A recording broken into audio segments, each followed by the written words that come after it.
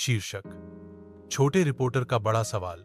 एक छोटा सा बच्चा जिसकी उम्र लगभग 6 साल थी, हाथ में खिलौना माइक पकड़े गली में घूम रहा था। उसके माइक पर एक कागज चिपका था जिस पर लिखा था चिंटू न्यूज। वह हर किसी से एक ही सवाल पूछ रहा था, आपके ख्याल में लव मैरिज बेहतर है या अरेंज मैरिज? एक आंटी ने हंसते हुए जवाब दिया, बेटा, अरेंज मैरिज बेहतर होती है क्योंकि मम्मी पापा खुश होते हैं। चिंटू ने माइक हिलाया। ओके आंटी, नोट कर लिया।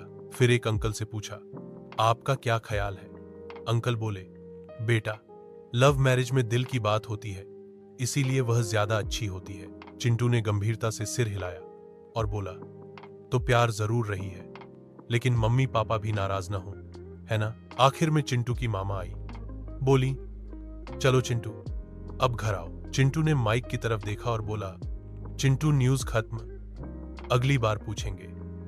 शादी के बाद झगड़े क्यों होते हैं? सब हंसने लगे। छोटे रिपोर्टर ने सादगी में सबका दिल जीत लिया।